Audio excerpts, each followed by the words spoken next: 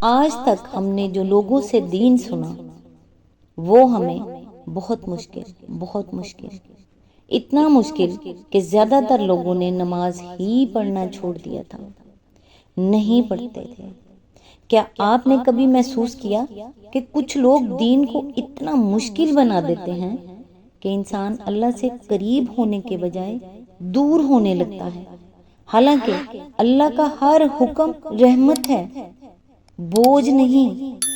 آج کی آیات ہمیں بتاتی ہے کہ اللہ ہمارے نفس، ہماری کمزوریوں اور ہماری ضرورتوں کو ہم سے بھی زیادہ اچھی طرح جانتے ہیں، اسی لیے اس نے عبادت کے ساتھ آسانی بھی عطا فرمائی ہے۔ السلام علیکم۔ آج انشاءاللہ سورہ البقرہ کی آیت نمبر 187 سے سٹارٹ کریں گے۔ اس کا ترجمہ اور تفسیر تفہیم القرآن سے بیان کروں گی جو اہل سنت جماعت کے لیے ہے۔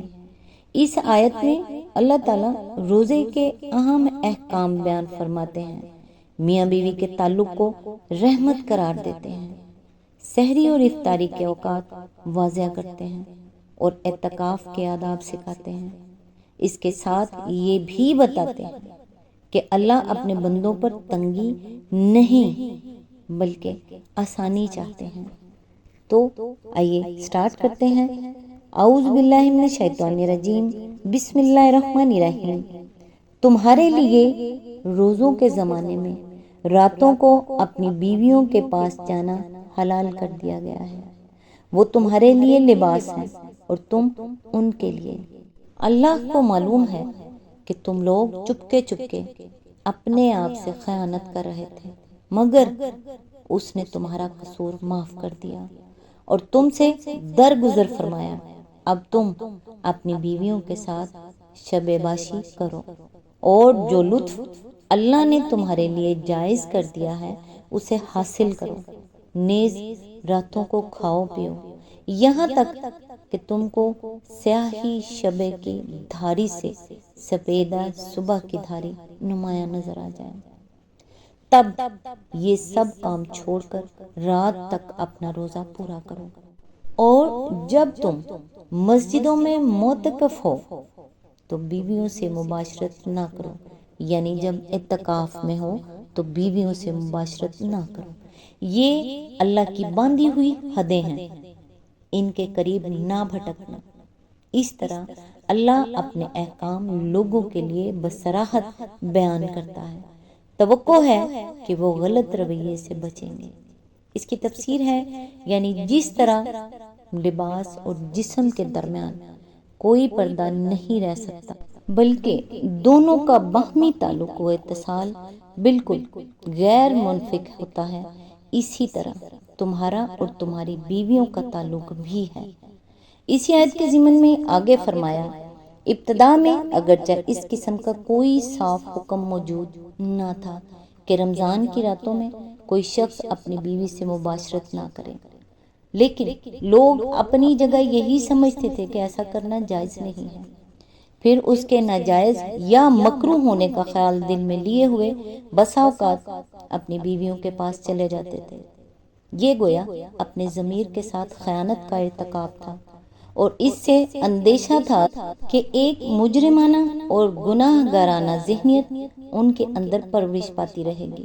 اس لیے اللہ تعالیٰ نے پہلے اس خیانت پر تنبیہ فرمائی اور پھر ارشاد فرمایا کہ یہ فعل تمہارے لیے جائز ہے، لہٰذا اب سے اسے برا فعل سمجھتے ہوئے نہ کرو بلکہ اللہ کی اجازت سے فائدہ اٹھاتے ہوئے قلب و ضمیر کی پوری طہارت کے ساتھ کرو۔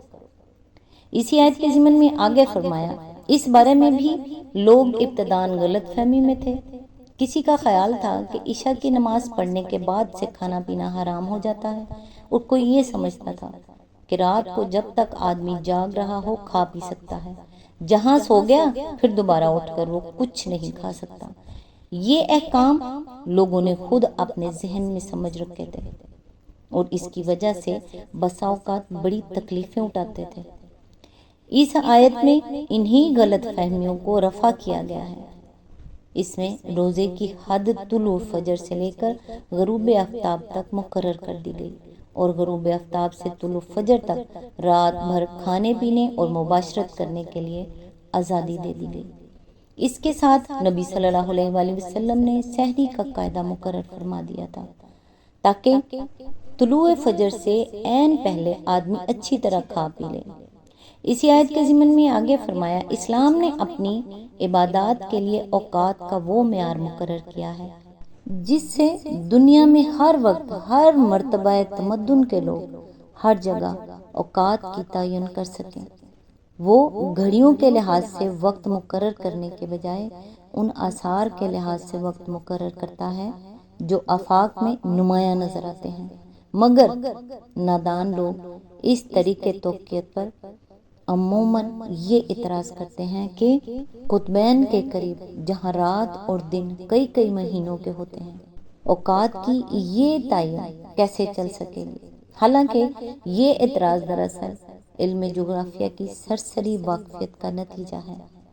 حقیقت میں نہ وہاں 6 مہینوں کی رات اس معنی میں ہوتی ہے اور نہ 6 مہینوں کا دن جس معنی میں ہم خط استوا کے آس پاس رہنے والے لوگ دن اور رات کے لفظ بولتے ہیں، خواہ رات کا دور ہو یا دن کا، بہرحال صبح و شام کے آثار وہاں پوری باقاعدگی کے ساتھ افق پر نمایاں ہوتے ہیں، اور انہی کے لحاظ سے وہاں کے لوگ ہماری طرح اپنے سونے جاگنے اور کام کرنے اور تفریح کرنے کے اوقات مقرر کرتے ہیں۔ جب گھڑیوں کا رواج عام نہ تھا تب بھی فن لینڈ، ناروے اور گرین لینڈ وغیرہ ملکوں کے لوگ اپنے اوقات معلوم کرتے ہی تھے، اور اس کا ذریعہ یہی افق کے آثار تھے۔ لہٰذا جس طرح دوسرے تمام معاملات میں یہ آثار ان کے لیے تعین اوقات کا کام دیتے ہیں، اسی طرح نماز اور سحر و افطار کے معاملے میں بھی دے سکتے ہیں۔ اسی آیت کے ضمن میں آگے فرمایا، رات تک روزہ پورا کرنے سے مراد یہ ہے کہ جہاں رات کی سرحد شروع ہوتی ہے وہیں تمہارے روزے کی سرحد ختم ہو جائے، اور ظاہر ہے کہ رات کی سرحد غروب آفتاب سے شروع ہو جاتی ہے، لہٰذا غروب آفتاب ہی کے ساتھ افطار کر لینا چاہیے۔ سحر اور افطار کے صحیح علامات یہ ہے کہ جب رات کے آخری حصے میں افق کے مشرقی کنارے پر سفیدہ صبح کی باریک سی دھاری نمودار ہو کر اوپر بڑھنے لگے تو سحری کا وقت ختم ہو جاتا ہے، اور جب دن کے آخری حصے میں مشرق کی جانب سے رات کی سیاہی بلند ہوتی نظر آئے تو افطار کا وقت آ جاتا ہے۔ آج کل لوگ سحری اور افطار دونوں کے معاملے میں شدت احتیاط کی بنا پر کچھ بے جا تشدد برتنے لگے ہیں، مگر شریعت نے ان دونوں اوقات کی کوئی ایسی حد بندی نہیں کی ہے جس سے چند سیکنڈ یا چند منٹ ادھر ادھر ہو جانے سے آدمی کا روزہ خراب ہو جاتا ہو۔ سحر میں سیاہی شب سے سفیدہ سحر کا نمودار ہونا اچھی خاصی گنجائش اپنے اندر رکھتا ہے، اور ایک شخص کے لیے یہ بالکل صحیح ہے کہ اگر عین طلوع فجر کے وقت اس کی آنکھ کھلی ہو تو وہ جلدی سے اٹھ کر کچھ کھا پی لے۔ حدیث میں آتا ہے کہ حضور صلی اللہ علیہ وآلہ وسلم نے فرمایا، اگر تم میں سے کوئی شخص سحری کھا رہا ہو اور اذان کی آواز آ جائے تو فوراً چھوڑ نہ دے بلکہ اپنی حاجت بھر کھا پی لے۔ اسی طرح افطار کے وقت میں بھی غروب آفتاب کے بعد خواہ مخواہ دن کی روشنی ختم ہونے کا انتظار کرتے رہنے کی کوئی ضرورت نہیں ہے۔ نبی صلی اللہ علیہ وآلہ وسلم نے فرمایا، سورج ڈوبتے ہی بلال کو آواز دیتے تھے کہ لاؤ ہمارا شربت۔ بلال عرض کرتے کہ یا رسول اللہ صلی اللہ علیہ وآلہ وسلم، ابھی تو دن چمک رہا ہے۔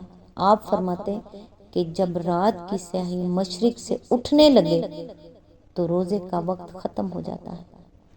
اس آیت کے ضمن میں آگے فرمایا، معتکف ہونے کا مطلب یہ ہے کہ آدمی رمضان کے آخری 10 دن مسجد میں رہے اور یہ دن اللہ کے ذکر کے لیے مختص کرتے۔ اس اعتکاف کی حالت میں آدمی اپنی انسانی حاجات کے لیے مسجد سے باہر جا سکتا ہے، مگر لازم ہے کہ وہ اپنے آپ کو شہوانی لذتوں سے روکے رکھے۔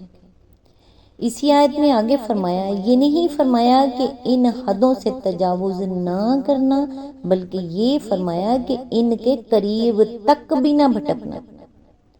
اس کا مطلب یہ ہے کہ جس مقام سے معصیت کی حد شروع ہوتی ہے عین اسی مقام کے آخری کناروں پر گھومتے رہنا آدمی کے لیے خطرناک ہے۔ سلامتی اس میں ہے کہ آدمی سرحد سے تھوڑا دور ہی رہے تاکہ بھولے سے بھی قدم اس کے پار نہ چلا جائے۔ یہی مضمون اس حدیث میں بیان ہوا ہے جس میں نبی صلی اللہ علیہ وآلہ وسلم نے فرمایا کہ ہر بادشاہ کی ایک حما ہوتی ہے اور اللہ کی حما اس کی وہ حدیں ہیں جن سے اس نے حرام و حلال اور طاعت و معصیت کا فرق قائم کیا ہے۔ جو جانور حما کے گرد ہی چرتا رہے گا ہو سکتا ہے کہ ایک روز وہ حما کے اندر داخل ہو جائے۔ افسوس ہے کہ بہت سے لوگ جو شریعت کی روح سے ناواقف ہیں ہمیشہ اجازت کی آخری حدوں تک ہی جانے پر اصرار کرتے ہیں، اور بہت سے علماء و مشائخ بھی اسی غرض کے لیے سندیں ڈھونڈ ڈھونڈ کر جواز کی آخری حدیں انہیں بتایا کرتے ہیں تاکہ وہ اس باریک خط امتیازی ہی پر گھومتے رہیں جہاں اطاعت اور معصیت کے درمیان محض بال برابر فاصلہ رہ جاتا ہے۔ اسی کا نتیجہ ہے کہ بکثرت لوگ معصیت اور معصیت سے بھی بڑھ کر ضلالت میں مبتلا ہو رہے ہیں، کیونکہ ان باریک سرحدی خطوط کی تمیز اور ان کے کنارے پہنچ کر اپنے آپ کو قابو میں رکھنا ہر ایک کے بس کا کام نہیں ہے۔ میری سمجھ کے مطابق اس آیت میں اللہ تعالیٰ نے روزے کے احکام میں آسانی رکھی ہے۔ میاں بیوی ایک دوسرے کے لیے لباس ہیں، یعنی محبت، سکون، حفاظت اور پردہ بننے والے۔ اسلام فطری ضرورتوں کو نظر انداز نہیں کرتا بلکہ انہیں پاکیزہ حدود کے اندر پورا کرنے کی تعلیم دیتا ہے۔ اللہ کی مقرر کردہ حدوں کا احترام کریں، عبادت کے ساتھ ساتھ اپنے گھریلو تعلقات میں بھی محبت، وفاداری اور تقوی اختیار کریں، کیونکہ ایک سچا مسلمان مسجد میں بھی اللہ کا فرما بردار ہوتا ہے اور گھر میں بھی۔ رسول اللہ صلی اللہ علیہ وآلہ وسلم نے فرمایا لوگ اس وقت تک خیر پر رہیں گے جب تک افطار میں جلدی کرتے رہیں گے۔ صحیح بخاری حدیث نمبر 1957، صحیح مسلم حدیث نمبر 1098۔ اللہ کے احکام انسان کو تنگ کرنے کے لیے نہیں بلکہ اس کی دنیا اور آخرت سنوارنے کے لیے ہیں۔ جو اللہ کی حدود کا احترام کرتا ہے وہی حقیقی سکون اور تقوی حاصل کرتا ہے۔ آج تک کے لیے بس اتنا ہی۔ نیکسٹ انشاءاللہ آیت نمبر 188 سے سٹارٹ کریں گے۔ تب تک کے لیے دعاؤں میں یاد رکھیے گا۔ اللہ حافظ۔